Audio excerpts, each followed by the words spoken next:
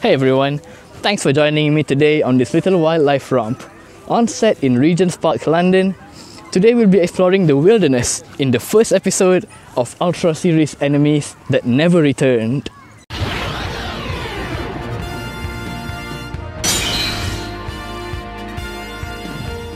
This segment aims to revisit old Ultra enemies, whether it be Kaiju or Alien, that are seemingly forgotten in Ultra's rich and long-standing history, and we aim to give them appreciation. We're cloud watching today in hopes of spotting the elusive space abomination Vacuumon.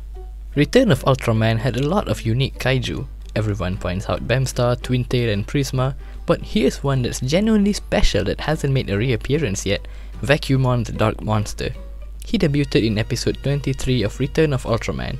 To sum it up, it is a planet-eating entity. The episode it appeared in begins with an impending eclipse. We quickly find out that stars have disappeared from the sky, much to everyone's confusion and fear.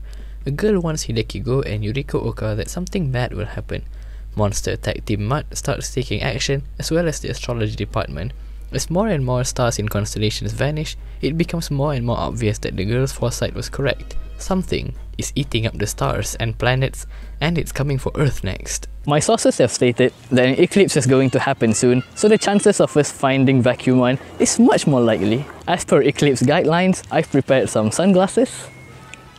Those of you at home, make sure to prepare some sunglasses as well. But we don't have a telescope, so we need to improvise using this thermos. It's dark already? Yes, Vacuumon's the one eating all those stars. In the whole episode, Vacuumon only physically appears within the last 3 minutes, if you can even consider that a physical appearance. But that's what I think I appreciate about this enemy. Firstly, its threat is looming throughout the episode and keeps you pondering about its presence.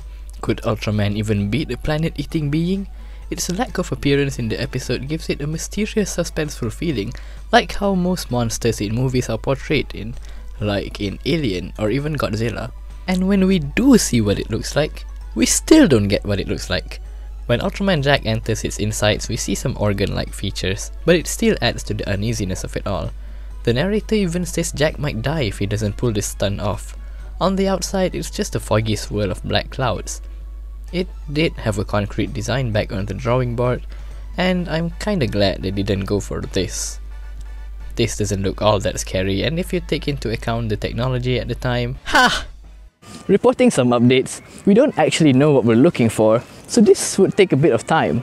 In the meantime, let's ask for some public opinion instead. Excuse me, what do you think about the impending return of Vacuumon? He's so scared he can't say anything. However, not showing any monsters until super late into the episode wouldn't work well with the younger audience, so they featured Zanika, a refugee from Vacuumon's conquest. Mutt's efforts also focused a lot on Zanika because it was pretty much their only lead on what was coming. In my opinion, quite a good decision to have Zanika here. It shows Vacuumon's threat to the other parts of the galaxy as well. Then you might ask, how was such a monster eventually defeated? Ultraman Jack just cut him up with the Ultra Bracelet's bracelet needle. In a modern Ultra episode, I say this premise would easily be a multi-part episode like Dyna's finale. So seeing Jack just use the Ultra Bracelet ability to kill Vacuumon and release all the planets that it sucked was a bit of an ass-pull. Regardless, Vacuumon never made a reappearance after this. Sure, it was mentioned in New Ultraman Resuden, but come on, we're talking physical appearances here. Vacuumon was one of the most unique foes any Ultraman in the Showa era would face.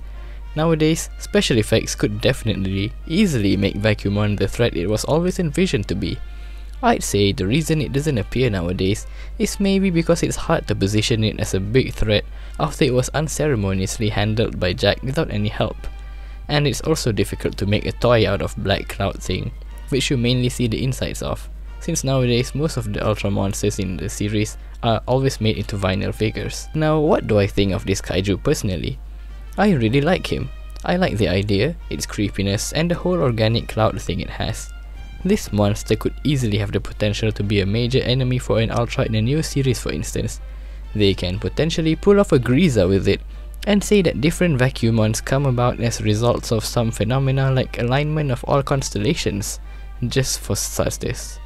Although considering Jack easily defeated it, they could give it a stronger second form, with a whole new concrete design that would actually make it attractive and marketable. I think its lack of appearance hurts its chances of coming back in favour of other kaiju, and giving it a second form could potentially remedy this. Vacuumon could also be an enemy that a potential new Ultra faces in an episode he gains a new power-up, because it manages to easily sell a threat, and it would be a hype moment and as well as a triumphant moment when Vacuumon's finally beaten. Another similar threat did appear later on in Ultraman Dyna's finale, Grand Sphere.